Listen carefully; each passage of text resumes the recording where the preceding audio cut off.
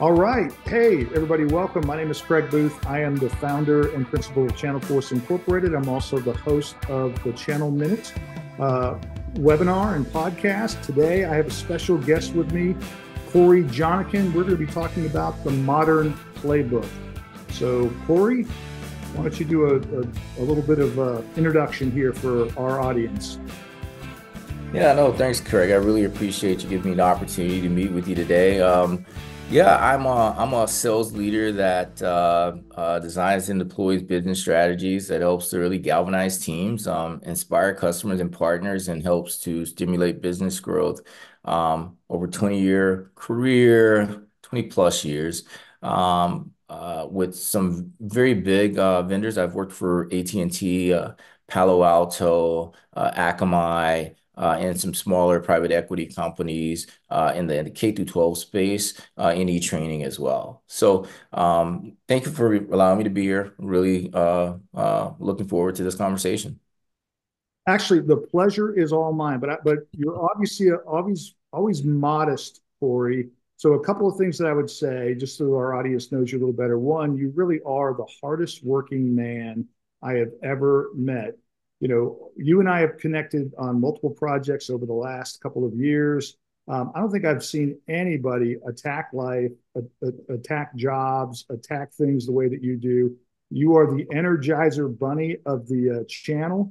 And it's been a real pleasure getting to know you. And like I said, you always sell yourself short. You're a little bit humble, but you're very good at what you do. I also wanted to just personally thank you for all your contributions to the new book that's coming out, which is actually a good segue. So part of what we're trying to do here with this podcast, this is a little bit of a series that I'll be putting together, speaking with contributors to the book, people that I've worked with as customers over the last few years and made great relationships and friendships with. But just people in general that have some experience with Channel Force, have experience with the structured performance methodology that we've put together. And so you're the first one coming out the gate, Cory. I've got a couple more being lined up in the background. So I'm really excited to hear about your thoughts on the methodology that we're working with. Share some of your experience as a whole. But you've been an amazing contributor to this book and to my business as a whole. So I'll pause there. So I want to thank you. No, thank you. It's been a pleasure to really, just see the evolution of your process, your solutions, and again, working with you. I tend to think that you tend to be the rock that I lean on when I have a lot of questions early in the morning or late at night. So that's why it's just so much interaction with you, and you see me working so hard. But it was a great process to for you to allow me to be a part of the next generation of this modern playbook. Yeah, no, I appreciate that. One quick story before we even jump deeper into the podcast. But Planning IQ is a software that I have that we built to front end the structured performance process. The idea was we needed to create a tool that we could build a resource plan around. That actually came from our engagement, Cory. It was you that said, hey, I need a tool so that I can build a plan around how to capture the revenue and what are the steps that I need to take to generate the revenue. So if it weren't for you and me sitting down and banging our heads together and sort of working through this process, Planning IQ wouldn't be out here. So it really is, um, you know, half of this MP3 model is an evolution from one of our engagements. Yeah, So absolutely. It's so funny. You don't know that sometimes you think there's a tool that's out there and it's a gap. You're not aware of it. And then you talk to, great consultants like you and you say that nothing's out there, but give me a minute, let me help as we're starting to talk through these things. And I think again, the evolution of this book, this playbook, it answers, in my opinion, it fills in a lot of the gaps in what that we have today in our existing approach to driving revenue through the channel. yeah, totally agree. Well, let's jump in. So first, what are your thoughts on the biggest challenges facing channel leaders today? And I know there's a whole list here, but what do you think are the biggest issues? Well, it's a ton. I always have a ton depending on the opportunity that's or task that's given to me. But I would say a couple of things like this, it's not just the challenges that the channel leaders have, but the challenges that you have as a revenue organization. And I think the probably the biggest problem that we have in the channel organization is how do we consistently and predictably and accurately drive revenue? And it's twofold. I'll say it's two things. That and the second thing is how do you hold relevance with your partners? Our partners have a ton of vendors that they work with. They have a million balls that are in the air, and they're trying to manage all of that with multiple different solutions, which they're trying to evaluate what's the best one for their customers. So how do you, unless you have a brand new hot product that everyone knows about, but how do you maintain relevance with your partners so that they understand and recognize opportunities that are a good fit for your solution? And then how do our channel leaders continue to drive revenue and have some type of alignment and control and predictability and accuracy in those forecasts or for revenue? Yeah, by the way, that's a great answer. And I wouldn't take anything away from that answer. I would just add to that answer one more sort of element, which is uh, there's a new move afoot within every corporation, especially with the economic environment that we're in, with high interest rates and growth slowing down in the tech sector. So everything is coming back to not just profitable growth, but it's profitable, efficient growth. And the efficiency of the channel is under a spotlight right now. And this is why you're seeing so many channel leaders being let go, because people are looking at, am I getting the right level of growth for the investment? Am I getting is it efficient growth? And that's really one of the biggest challenges that people are facing today. And it's something that we have to address. And the way that you address that is truly with structured performance. And that's what's going to drive that visibility. It's going to drive the execution side of that equation as well, so that we can create profitable, efficient growth engines out of our partner community. But no, that's a great answer there. So, all right, next question. All right, how do you see structured performance helping revenue leaders solve the problems? And it might actually be helpful. Maybe I'll set this up real quick with what Okay. structured performance is. So, Sure. structured performance, just for our audience, the book that I've written is really about structured performance. And the idea is, how do I build a recipe for the partner seller to follow and to execute a plan with a set of structured coverage accounts to generate revenue. So structured performance is taking this ad hoc channel and turning it into essentially a production line process where we have revenue planning, we have inputs of active sellers, we create a production line process for prospecting, and then we put system controls in place to actually manage the performance of the prospecting to ensure that we hit a revenue number on the back end. So that's what structured performance is. So with that, I'll ask the question again. How do you see structured performance helping revenue leaders solve these problems? Yeah, so the status quo is just it's just opportunistic. We sign up partners, we train partners. We hope they find an opportunity and we look to do that. We 200, 300, 400 partners. So I think the answer to the question is efficiency. Going back, I wanted to add on to the PEG that you said, the profitable efficient growth. A lot of companies are focused on profitable growth and they think, they're just growing, they're trying to grow. But the fact that efficiency is what's really required today. I've talked to a ton of second seed companies and private equity portfolios, and they're looking to grow. But it's like you said, there's a big focus on cost, and you can control costs slightly, but they still want to grow. But utilizing a process like this that uh, that provides efficiency in the process is going to be, what differentiates this for against other types of solutions. So that's what I go back to is being able to take a process that's end to end that you developed, and employ that in our channel environment and be able to drive more revenue to be able to effectively forecast better, and create reduce costs by instead of managing a ton of partners. We're really focused on the right active sellers and growing our revenue. Yeah, no, and I like that last part that you just said, active sellers. People ask, well, how are you creating efficient growth, right? People have been doing partnerships for years and years. What are you doing that's so much different than everybody else that's going to produce this efficient growth? And the model for us, the production unit of the MP3 model that we're writing about isn't the partner. The partner is what the production unit is that everybody uses today. Our production unit is actually moved downstream to the active seller. So for us, it's about turning up and lighting up active sellers, which we can do in 2 to 3 weeks, versus having to recruit a bunch of partners that would take almost a year to get them up and running as you go through the contract and the onboarding, the enablement, all of that.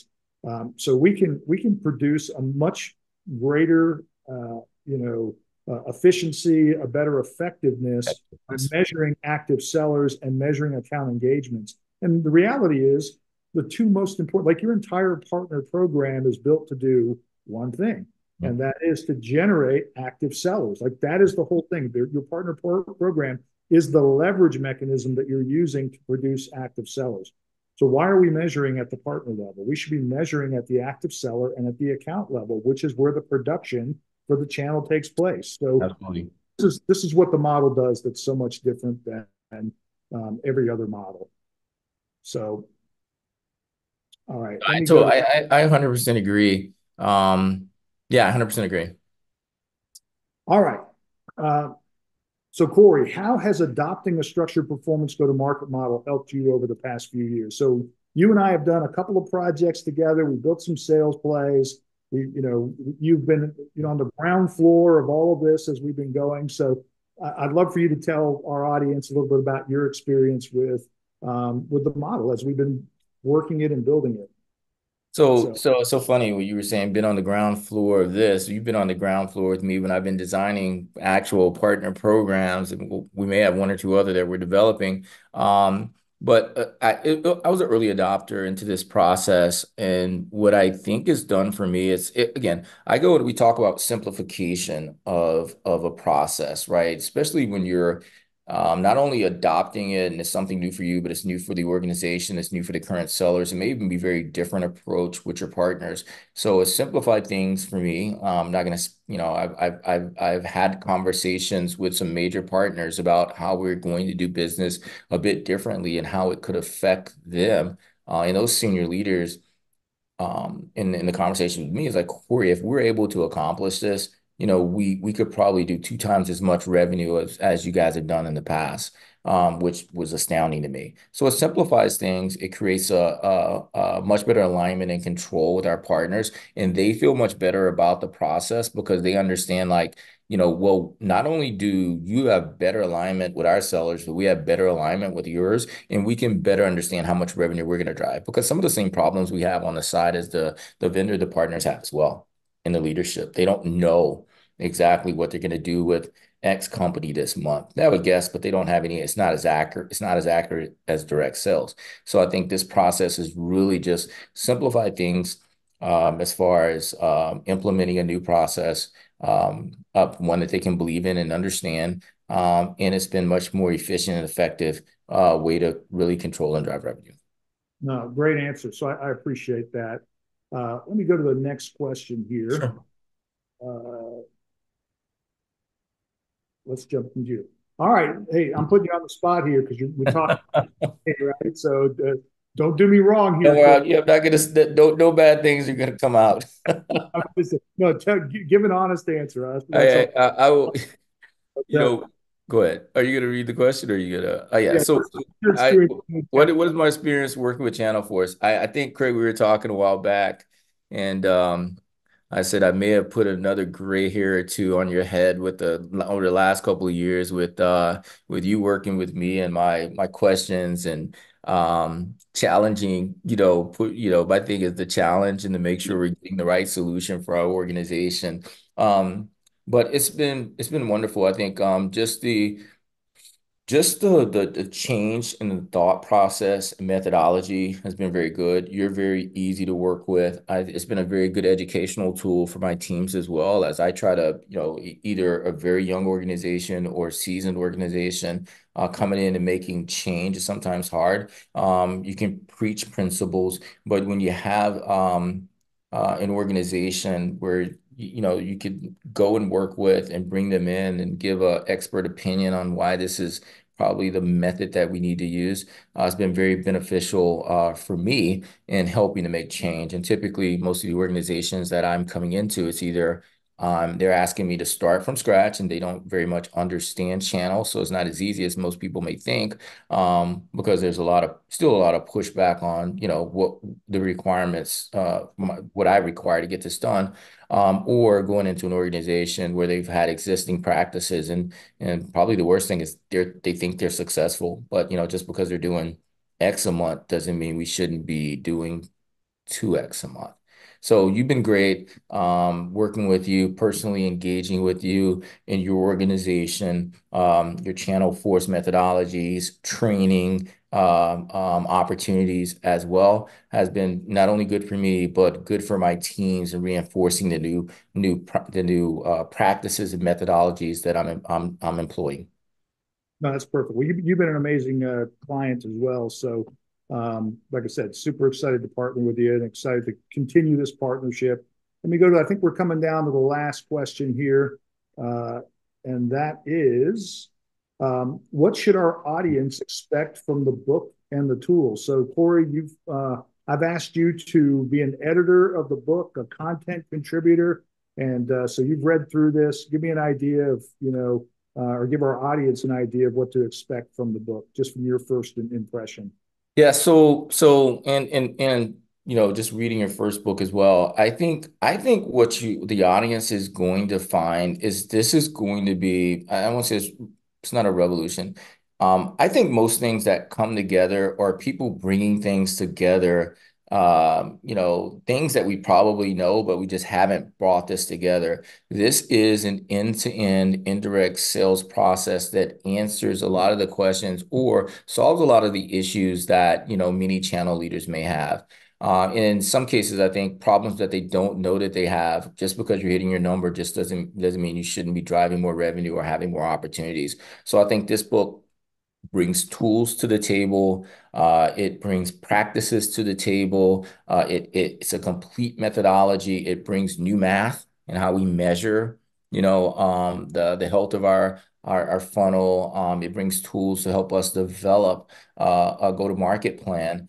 So I think it sort of brings everything together. Many of the questions that I've had in the past, we've been able to answer. So I think a seasoned a channel professional could definitely benefit from this. I think a novice channel leader would definitely benefit from this. But I challenge everyone to start thinking differently. We all have to evolve, and I think the channel takes a bit of time to evolve. But I think this modern channel sales playbook is a way to quickly take what you have in your organization and become more efficient and profitable and also at the same time become more effective in working with your partners, getting that relevance and driving revenue. And the return on investment that most leaders, not only us as channel leaders, but our CROs, our CEO wants to see and understand, what's the value that's coming from our partners. You now can really exhibit that with this process, this tool from these tools from this book. No, that's perfect. I appreciate that. And yeah, just to sort of round this out because we're coming up on the half an hour here. But yeah, so the partner powered revenue revolution is the new book. It really does talk through a process called MP3 that we built. The book is out on Amazon on June 15th. That's the target date. Uh, this is the quick synopsis here. It really is about trying to drive 2x revenue growth, and it's about profitable, efficient growth. We're doing things that are completely different than the way that the channel's been run in the past. So, we're incorporating AI-driven outreach. We've got digital selling tools that we're incorporating into the methodology. We're doing something nobody's really ever done in the channel before, which is we're taking channel ops down to the RevOps side of it, building revenue roadmaps and building the metrics that need to be hit in order to accomplish a number. We're doing true active seller engagement and prospecting. We're really aligning structured coverage. So we're bringing the partner community and the internal sales teams together under a really good co-sell methodology. And we're doing something nobody else has really done as well, which is strategy execution intelligence, which gives that CRO the visibility to how the partners are actually executing. And through the process, we're creating new metrics around partner efficiency and partner productivity and ways to measure that people have never thought about. So it is pretty interesting methodology. It is structured performance. And in my opinion, whether it's this methodology or something very similar to this, within the next 5 years, everybody will be delivering structured performance methodology for the channel. So Cory, thank you so much for taking time out of your day to join our podcast. Really appreciate you, brother, and let's catch up soon. All right, Greg, thank you. I appreciate it. Thanks for the opportunity. Have a great day. All right.